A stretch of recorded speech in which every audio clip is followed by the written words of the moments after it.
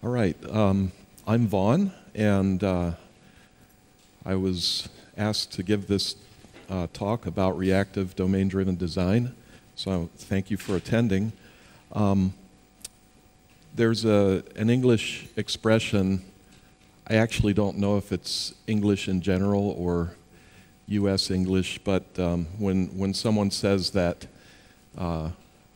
this waxes something, it means that it makes it look better, it makes it shine, just kind of like when you wax a car. So the topic here is reactive DDD when concurrent waxes Fluent. I think we've had, the ability to do concurrent programming for a long time. In fact, I've been doing async concurrent programming for better part of 30 years, and I'll explain some of that in a few minutes. I think what we've lacked a lot in our industry is the drive to be fluent in our software designs, where our software designs really express the way the business thinks. So I think that it seems to me like a lot of times the terminology that we use in our software is very technical, and I'll show you some cases of that today. And where if we were to soften the technology a bit and think more about the business, we'd probably get a lot more sort of business sponsorship and agreement and cooperation and collaboration. So let's get into this topic.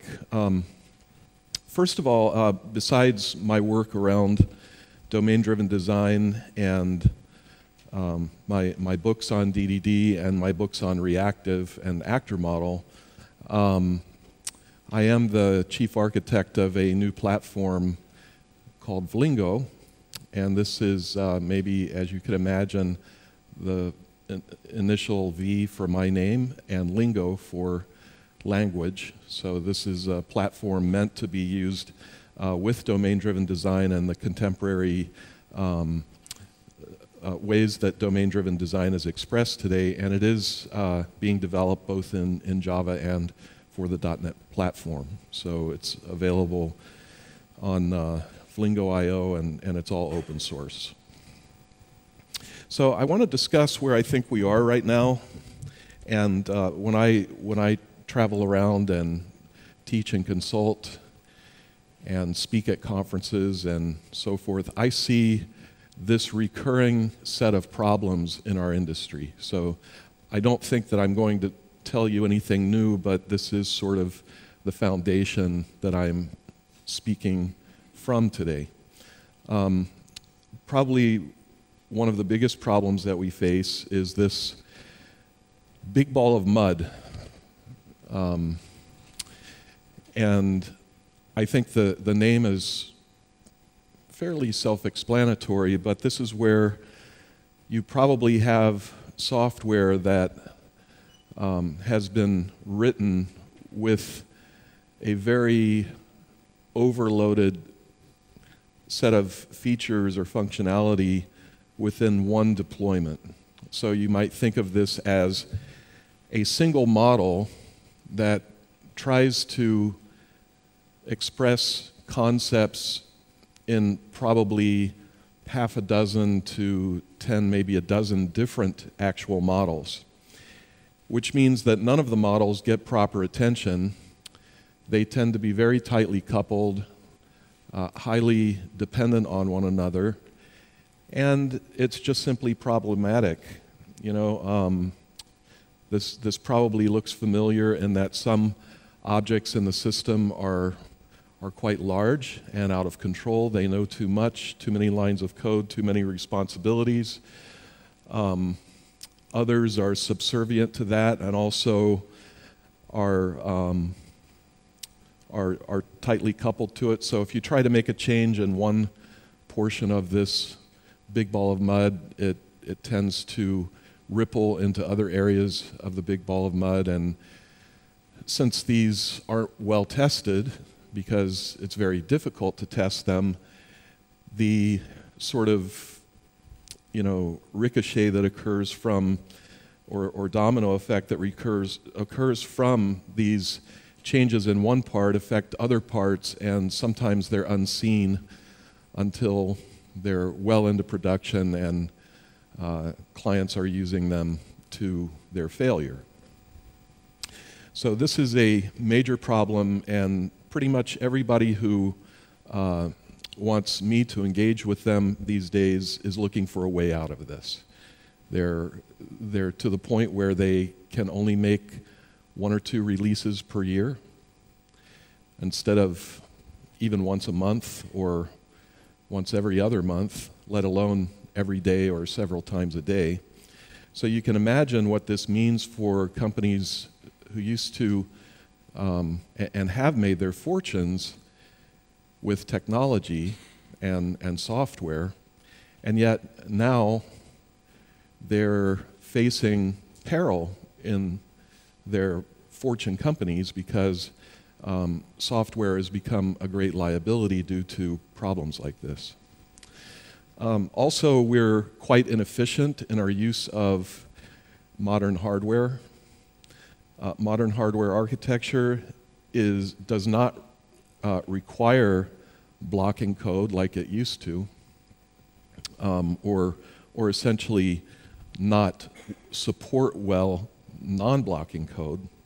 Today, cores are quite prevalent. Probably the machine that you have today can run 6 to 8 threads at least, maybe 10 or 12 simultaneously, and this is just a developer machine.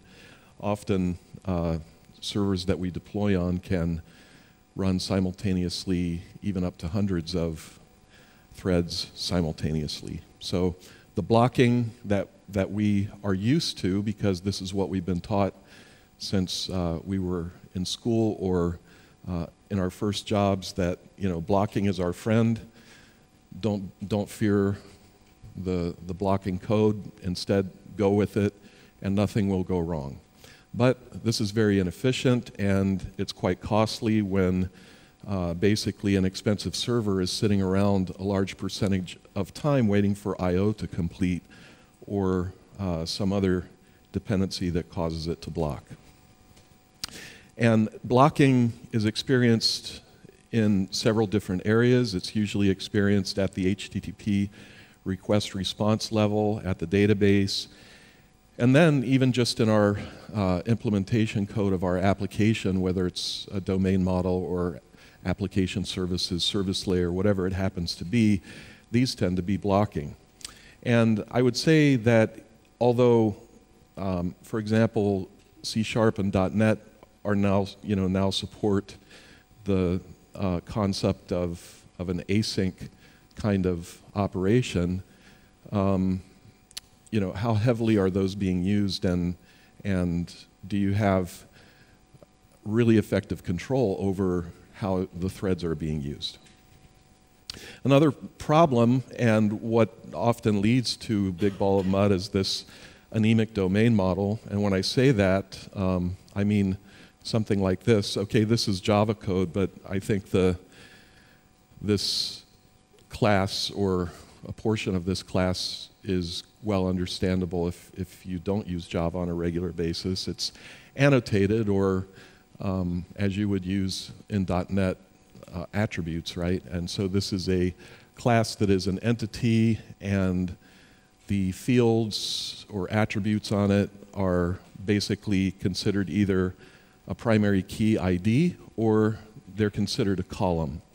And what I have to say is you can call this a domain model if you want, but this is not a domain model. This is a data model, and we're simply bringing the data model up into a general purpose programming language and faking ourselves out into we feel like now we're using object-oriented programming, but we're not. We're really just manipulating data, and I think ultimately most of our architectures are quite elaborate database table editors. So, is this really something that we should be spending so much time and money on, or should we kind of let these levels of problems go to simpler solutions and really try to solve hard problems where hard problems exist. One of the major problems today with all source code that I generally run into, a very large percentage of it, is this inarticulate model problem. So this is just an example of some code you can find on the web, like if you search for Microsoft Orleans or some other glimpse of a technology that does support concurrency. What you find is that the platform itself leaks into the model or into the software quite heavily. So for example, we have this concept of an I-game grain, but grain is an idea that comes from the Orleans framework and its virtual actors. It's not a concept of the business. I can guarantee you that game is a game is a game. It has nothing to do with the grain. The grain has to do with technology. So when we're shown to design software by leaking the framework in, I think that is just really bad for business-centric development. Why do our business people have to think in terms of grains? It's really should be to them an implementation detail. So another one of these is the second example, a task. A task has nothing to do with an asynchronous operation. If you look up the definition of task in English, what a task is really it's a series of steps that are required to carry out something to completion, from beginning to completion. And generally speaking, a task in this case is just an asynchronous, a way to complete an asynchronous operation. And we're not only leaking the .NET framework in, which has very little, if any, meaning other than it's sort of a glyph to us. So task doesn't mean task, it just means something like at some future point you'll see an outcome to your request, and it probably means you want to await for it. So to us as programmers, we just understand that as we just sort of visually filter it. We know that it has no meaning to the business, and so it's just sort of an artifice that has been foisted on us by authors of technology frameworks. And then, of course, we have the async keyword. And of course, if we're going to use the async keyword, we should follow the naming conventions of Microsoft's async advice, and that is name our methods with the word async in them. Of course, this means nothing to the business. It adds no value to them. It's just noise. And even the fact that we're saying create and get, I mean, these aren't really useful words. In the API or the domain model, whatever this language represents, get is, sort of really a useful word or useless word, and create is just very crud-like. I mean, is there not some other way to describe how we are going to start a game other than create? And so I just think that these problems that we see are just driven by our addiction to technology, and it just gives software developers like us a very bad reputation with the business because we are not really concerned with the business. We are just addicted to and pleasing our own, sort of technically driven minds and our addiction to that. So I think that we need to kind of stop and take stock of where we are in this and really give good consideration to where we're headed or where we should be headed. So where are we going?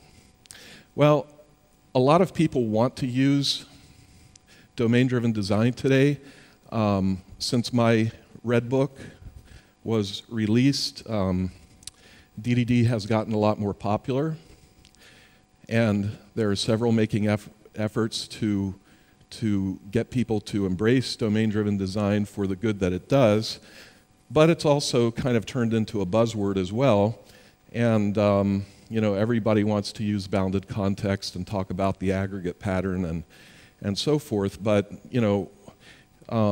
we rarely see those same people trying to drive out a good ubiquitous language. So the bounded context is about a boundary around a ubiquitous language. Ubiquitous language represents or is a name for a language that a team develops to express business concepts as well-defined language terms that the business uses in this specific context, and the context tends to be small.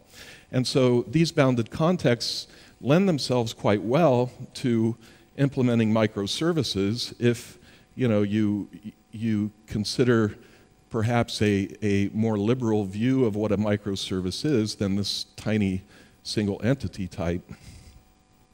So I think that bounded context is quite useful, and I think it's a place where a lot more software should be applying designs.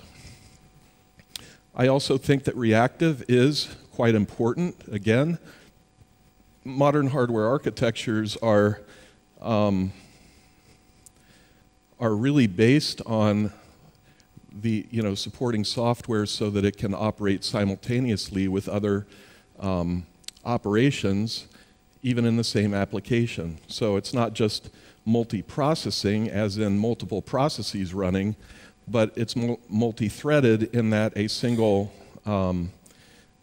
process or a single application or service can have many things happening at one time, and it's also non-blocking.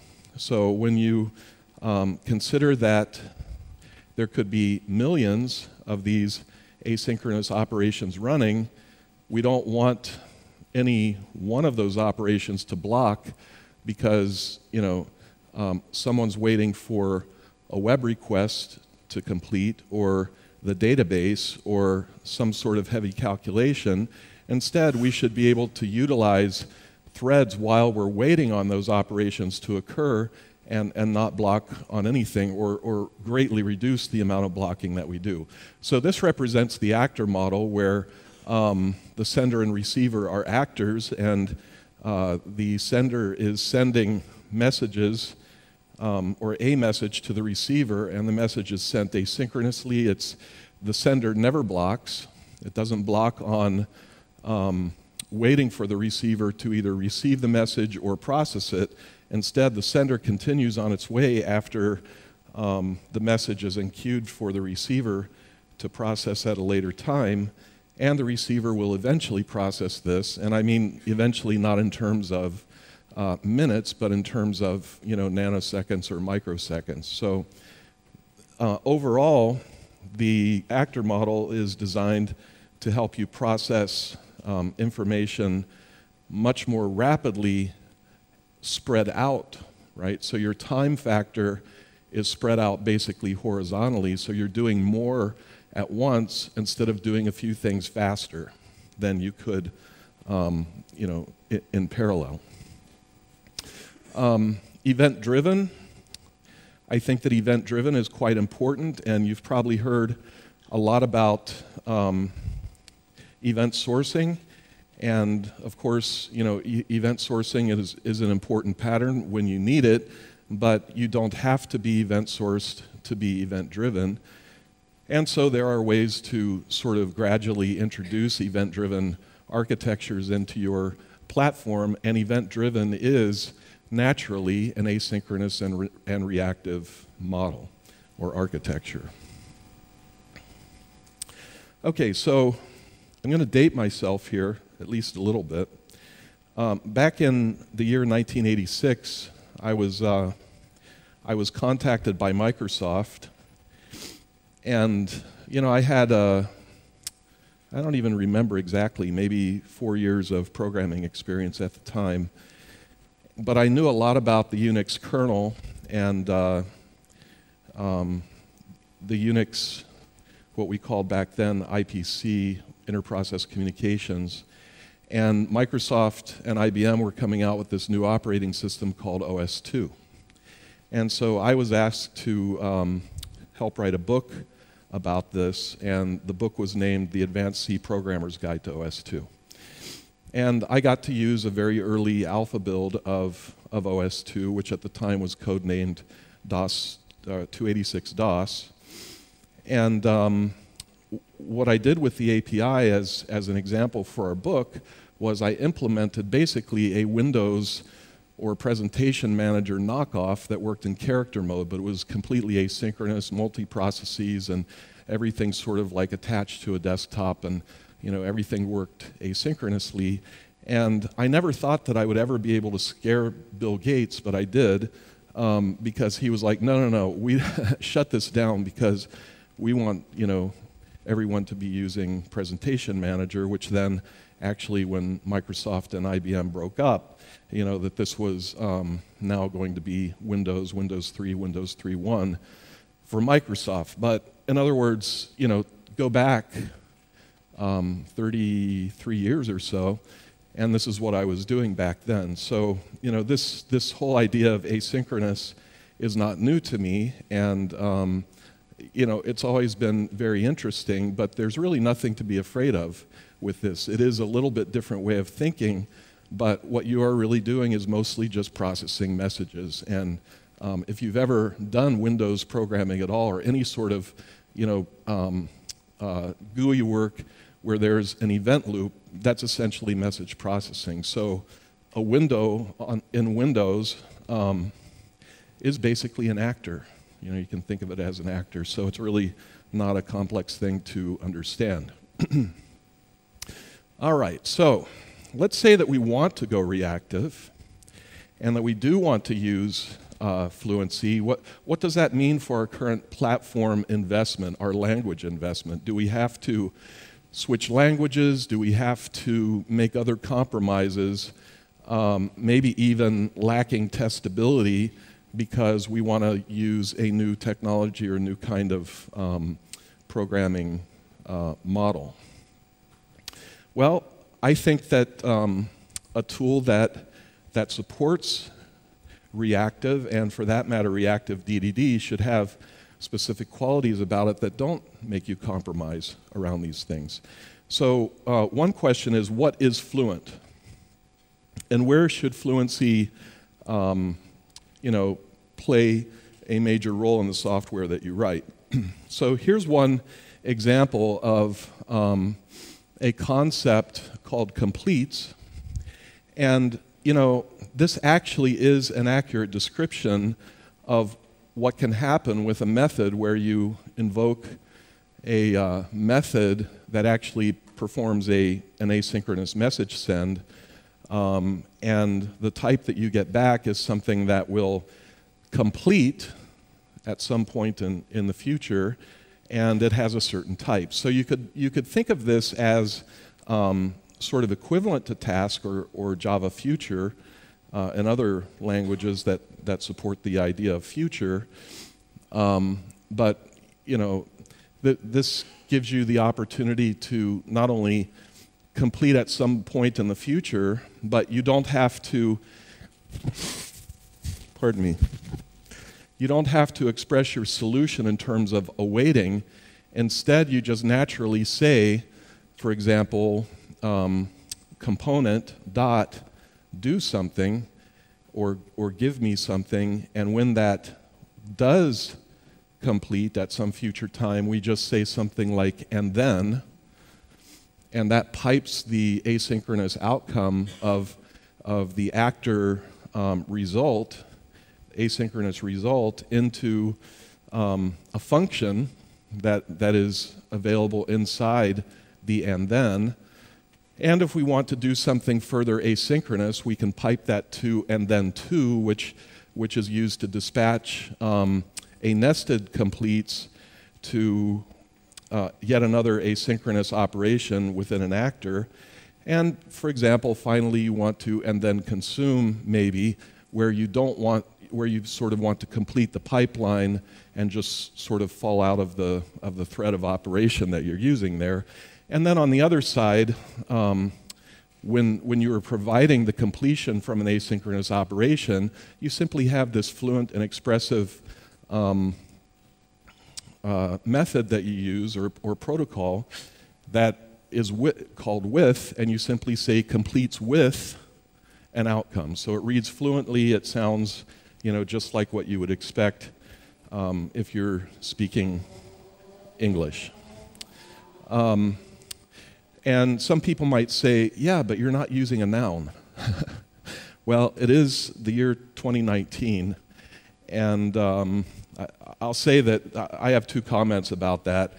There are lots of companies now that aren't nouns, right, if you're strict about it, but it's a de facto noun because it is the name of a thing. But to me, what's really important is the expression of fluency. So when I can program and say completes with and have that expression very fluent in my model, then that sort of overrides my strong need to use a strict noun in that case, because a noun might just not sound quite as good. Okay, so then our actors have protocols. These are interfaces, and the protocol may be like this for a proposal. We're going to submit a proposal for a client with expectations. We may deny pricing and have a money of a suggested price, or we verify pricing.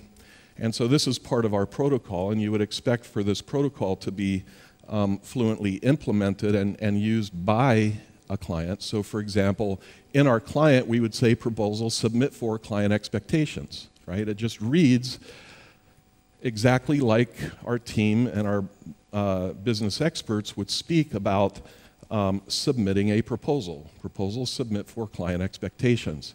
Now note that this is not only fluent, but entirely asynchronous. So when you see this, it appears to be a method invocation, and it is, except behind this method invocation, the invocation itself is reified into a message, and the message is sent asynchronously to the target actor. That would be the actor behind the proposal, and it's delivered in an asynchronous fashion, and at some point in the future this will complete.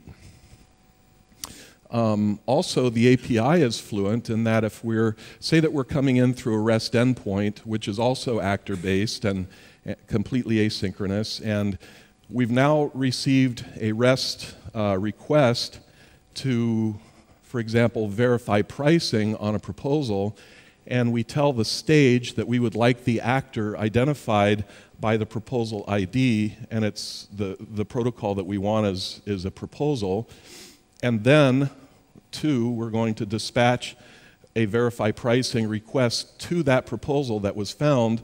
And just in case there was no proposal found, we're going to answer a response of not found.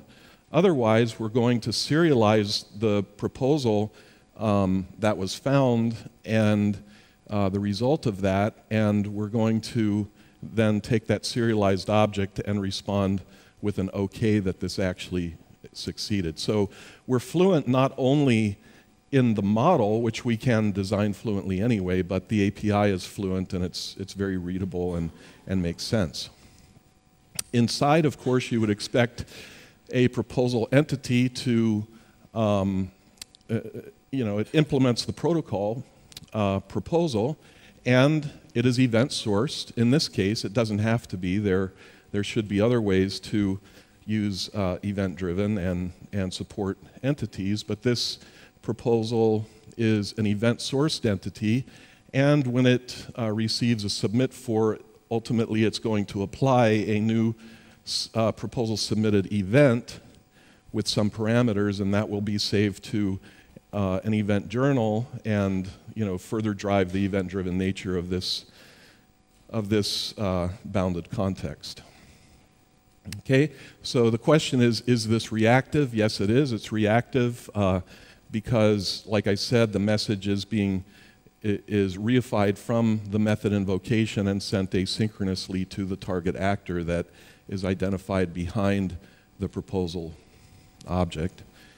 And is it type safe? Yes. So all the types are statically typed. This is showing the Java language, but would work the same way, only initial uppercase in the methods, the method names. So proposal submit for client from a client ID, expectations of a summary, description, keywords, and so forth, right? So this is all type safe, and so you're not paying a penalty such as, you know, if you've probably heard of maybe Akka.net, which is designed in a very, you know, sort of dynamic typing fashion, but you can get strong typing if you implement it that way. Okay, what about the fact, though, that whenever you're using actors, it's your environment is non-deterministic, right? Non-deterministic. What that means is I send out a message to some actor, and the actor model actually, you know, which can kind of sound freaky to people at first, it's an at most once delivery contract between the sending actor and the receiving actor. And so you're like, oh no, come on, you must be joking. You mean I won't ever even know if the actor received my message? Well, I have to say that it is very, very, very, very, very, very, very, very typically received without any problem. But if you're concerned that this message may not be received, then you simply you know, protect yourself by a timeout or something, and then, or even retry. And I'll explain in a moment more about how to deal with the uncertainty of this kind of environment, the non-determinism. But still, you do have to think about it and plan about it. And when, you know, so this is uncertainty kind of at the lower level, at the object level, and think of an actor like an object. It's just really an object that receives stimulus asynchronously. But you also have an uncertainty at the big picture where you're working across bounded contexts because events are flying around everywhere pretty much all the time, and so how do you deal with that uncertainty? So look at some, you know, maybe this afternoon or this evening, at an article by a man named Pat Helland. Pat Helland used to work at Amazon, and this was back in the early days of Amazon, and he was asked to, you know, make Amazon this hugely scalable, very reliable environment of computing for ordering, you know, buying stuff online. And Pat Helland had previously been an expert, and no doubt still is an expert, in XA or global transactions. And Pat Helland, you know, came into Amazon thinking that he was going to use global transactions to make Amazon click. And what he found out is that global transactions don't scale. And hopefully you already know that, because there should be plenty of empirical data now that says that global transactions don't scale. So what Pat Helland said is, well, we'll have to use eventual consistency to make this scale. So if you're writing, trying to solve problems at scale, what Pat Helland says is, if you want to solve these problems without global transactions, you're going to have to solve the problems with business logic, in the business logic. So you would expect then with domain-driven design that our business logic is pushed down into our domain model, so you would probably expect to see that implemented there. And in fact, we can. So here's something to think about. A proposal goes through several stages of its life cycle, and it does so very quickly. When a client proposes something, they are proposing according to some tasks that need to be done, a price and a schedule at a minimum. These are the three things that the client has in mind. They could be wrong about everything. They could be wrong about the task that they're asking to be performed.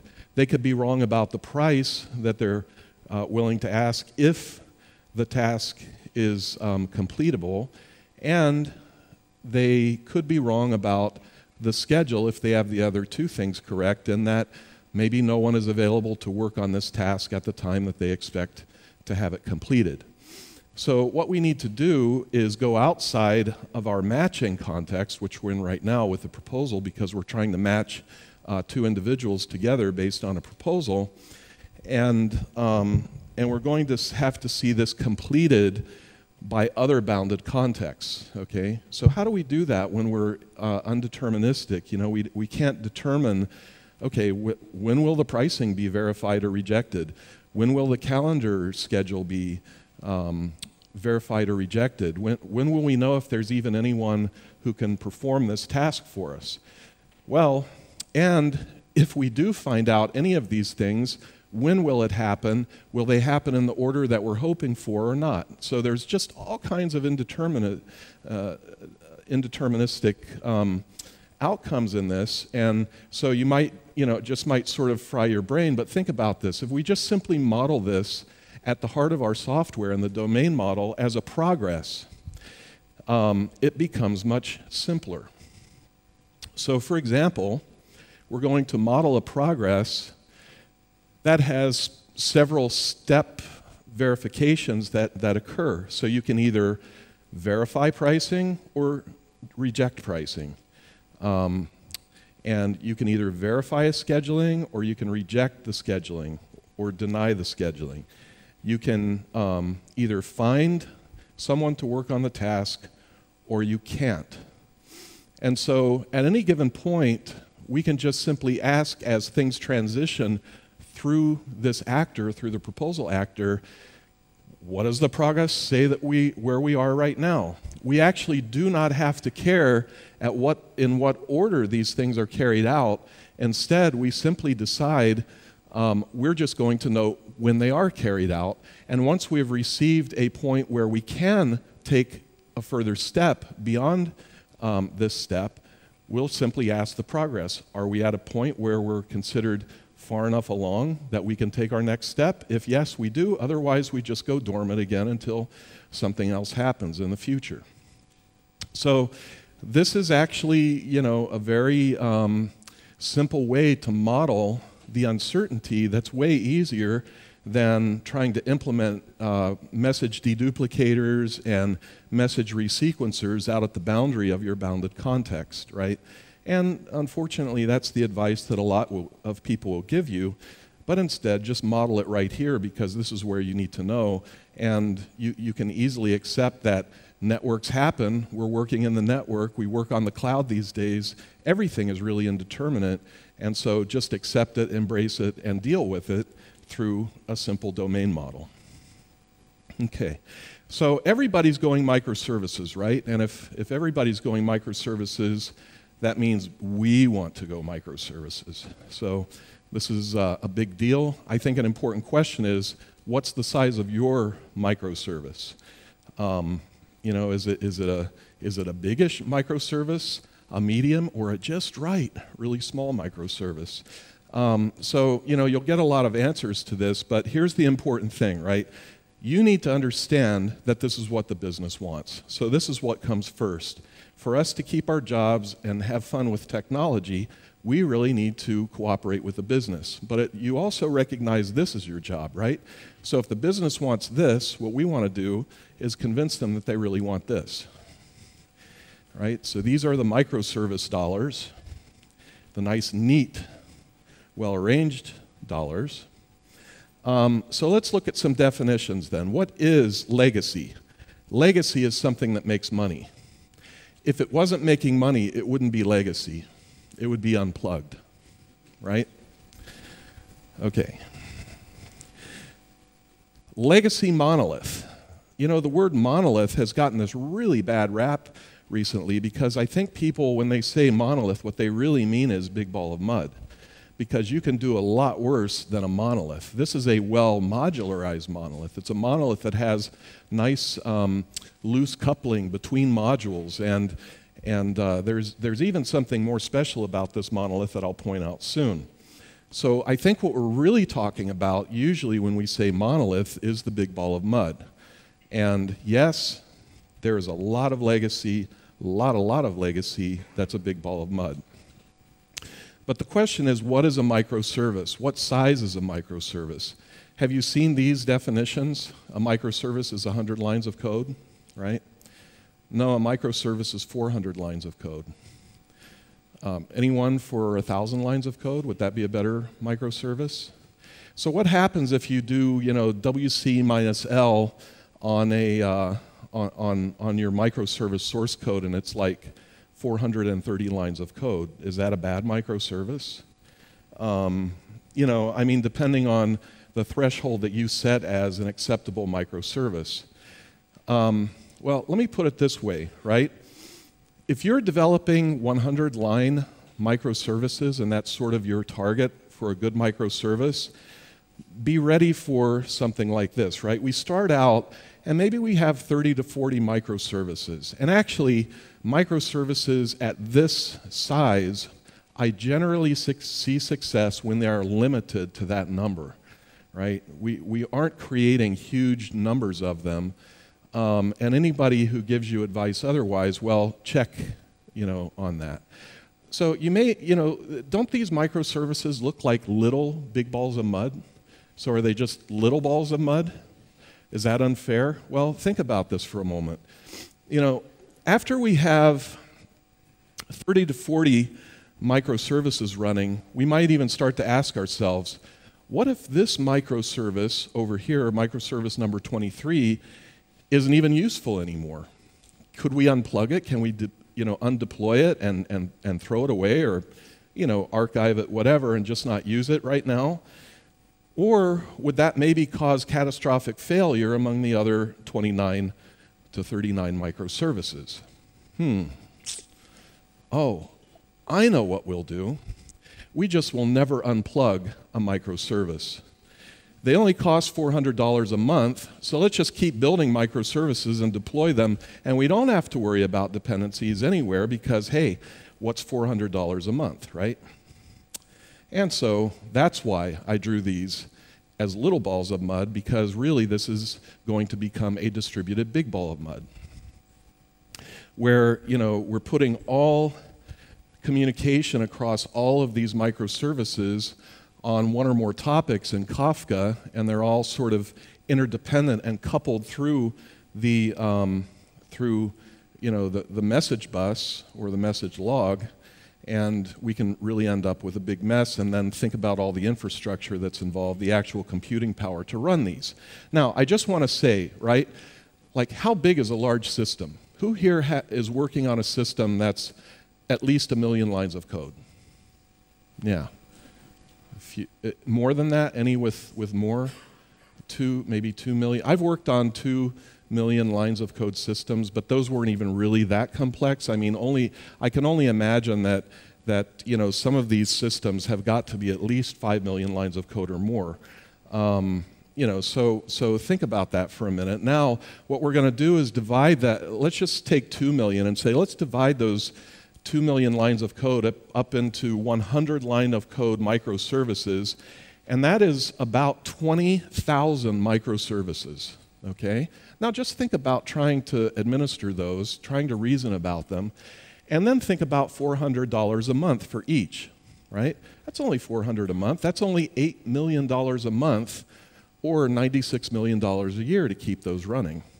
And then if you jump up to 5 years, you can do the math, and I kind of think that $240 million to run 50,000 microservices is going to get somebody fired, right?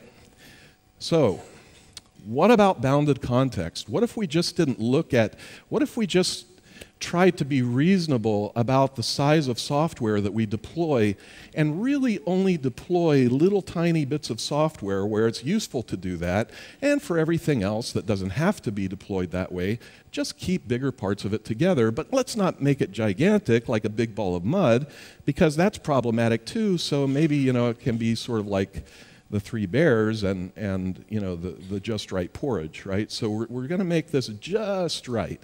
So consider bounded context as a first good stop for that.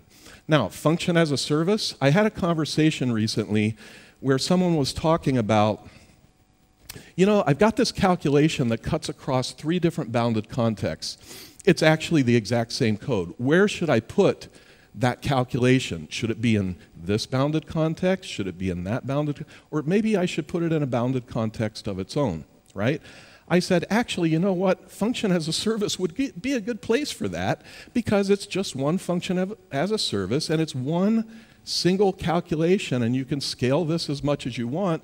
So have these three bounded contexts depend on a single function as a service. But why do we have to take every single function that we write or method that we write in an entire large system and make it a function and deploy it as a function all alone? I just don't see the point in that unless it's actually needed, if the software calls for it. So we have to pay more attention to the strategic drivers than to the technical drivers, or unfortunately, they're really not even technical drivers. They're really technical desires that we have as technologists to try new stuff. And, you know, of course, if things start going wrong, we just leave the company and then it's someone else's problem. So try to think in terms of strategic progress in the software. Use a tell to the object. Even if you're not using reactive, tell objects what you want them to do. Don't ask objects for data, make a decision, and then set data back on them. We're in such a bad habit of pulling data up multiple layers, doing something with it, and pushing it all the way back down into the database. But certain data should just really be kept in one place, and we simply ask the objects to do things with it. And that means that we can test it, right? We can write simple 2-line methods or 4-line methods that exercise, actually execute the business logic that we want, and then we can test it. Try to test that anemic domain model with 25 different attributes on it. How many different ways could a client set that data incorrectly? There's hundreds of different ways, permutations that it could be set incorrectly. And remember that loosely coupled monolith that I showed you before? What if each one of those modules were bounded contexts? You see, you could do a lot worse with a monolith, such as creating a big ball of mud. But if you have this loose coupling between bounded contexts that are simply modules within a monolith, you can do a lot better. And you know what this leads to? This enables you to do things like this. Okay, we want to go to microservices as bounded contexts. That's a pretty easy thing to achieve, right? When you're at that, when you're starting from this position. If you're not starting from this position and you're starting here, going from there to there is really hard.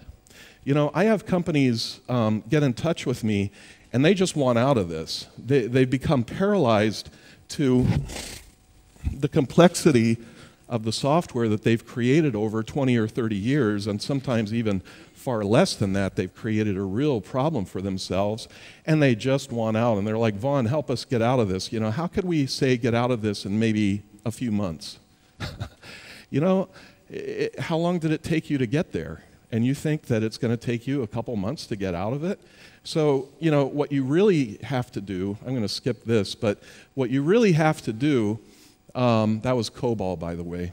You should get out of COBOL. If you're using COBOL, just remember that most COBOL programmers now have great-grandchildren. So get out of COBOL. But if you have something implemented in C# or Java or whatever it happens to be, you know, and you need to break up the big ball of mud, you really should take this in stepwise refinement. You need to get to a well-modularized monolith before you try to create microservices. And I have to say, this is hard. This is hard, but the alternative's even harder. So what you need to do is focus on a change-driven approach to this, where it's change-driven because the business needs changes in some kind of behavior, here, features, whatever here, and you need to take stepwise refinements that drive out real value for the business, add tests to it, and so you have 3 different driver goals there to reach, and eventually you can finally chip away at this and hopefully end up with something more like this instead of a big ball of mud, and then going to microservices is more doable. Okay, so let's talk about event-driven for a while. you know, we have this big ball of mud and we want to start picking off features from it, and we want to start, you know, moving them to a microservice. So this is bypassing the step that I just showed you, where it's a stepwise refinement toward a well-organized, a well-modularized monolith. And instead what we're doing is we're going to implement some triggers in the legacy database, and every time that some row of data is updated, we're gonna, you know, our trigger is going to tell us that, and what we're going to do is produce a domain event from that, and we're going to tell other microservices that this thing happened. This is hard work, because a lot of times the legacy database is a mess, and a lot of times, you know, just trying to deal with the legacy database itself, as in maybe you're using DB2 and not even a more modern relational database, you know, these things can become very challenging. And so there are some tools like Debezium, like Oracle Golden Gate, where you can listen to changes through the transaction log on the database, and you can use the transaction log instead of triggers to recognize that changes have been made. Now, I just want to point something out. When you start making you know, new microservices by sort of strangling features out of the big ball of mud, and you start pointing users here, the problem with this is, or the challenge with it, is that most of the users are still going to use the big ball of mud through the user interface. So you not only need to push events toward the new microservices, when they are changed through a user or some sort of integration, they also need to push events back to the big ball of mud so that we can harmonize those two sets of data, because users are still using the big ball of mud. And we can't really get rid of that until we fully strangle it. So there are various restructuring techniques that you can go through. Maybe, you know, like for example, in this case, we're using the transaction log listener to affect a query model. It's interesting that I've, over the years, while companies will tend to leave their big ball of mud in place, they will also replace their UI 4 or 5 times over a period of 10 years. And they use completely different technologies for this. And so it could be that while the big ball of mud is still a real thing, perhaps you can use this transaction log listener to push out a query model. And so you can use CQRS by continuing to use the entities that exist in the big ball of mud for write only, in other words, for a command model, and use the transaction log listener to create a query model, and that way you take the hit on this kind of architecture mostly in the UI, instead of taking a lot of risk by tearing this monolith apart.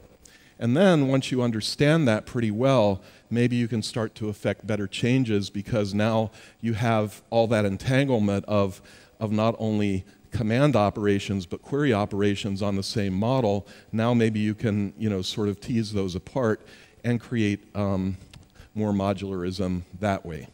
So, you know, ultimately we want to get sort of to this point, and we want our reactive rework to have an effect where we, you know, simply have a number of bounded contexts with very few entity types, not one entity type, but also not hundreds of entity types. And so, you know, we're going actually for that, what is really a just right microservice through a bounded context by keeping things together that are cohesively meant to be together and separating things linguistically.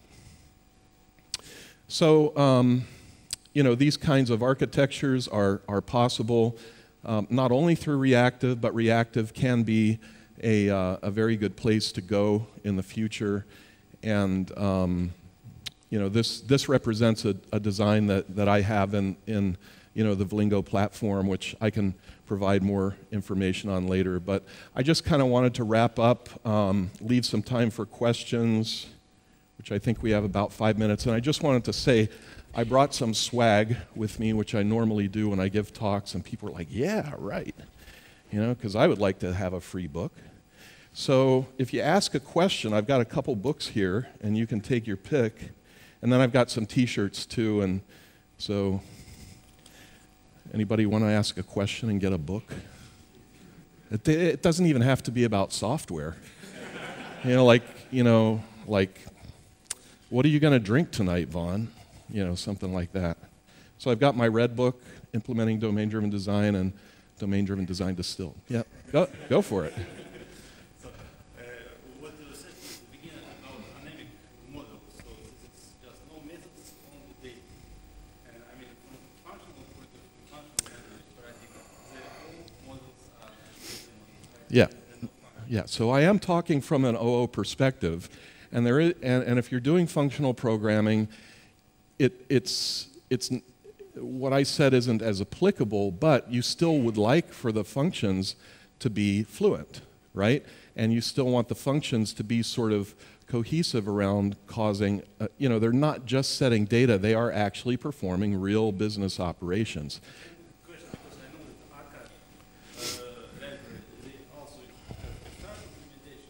They have what?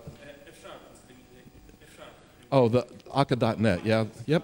It's actually go together in a way. It's all object-oriented approach. We have living objects.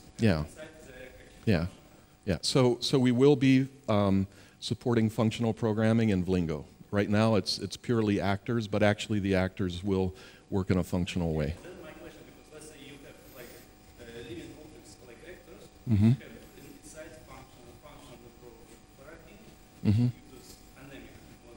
Mm-hmm. So where in this case will be not anemic? Yeah, well, it's really not an anemic model. It's really a functional record. So it's just a different perspective, right? So, yeah. But I mean, functional, it's a real thing, right? And so we're going to support it. But I wasn't addressing most of the audience based on functional. I'll do that in the future. So.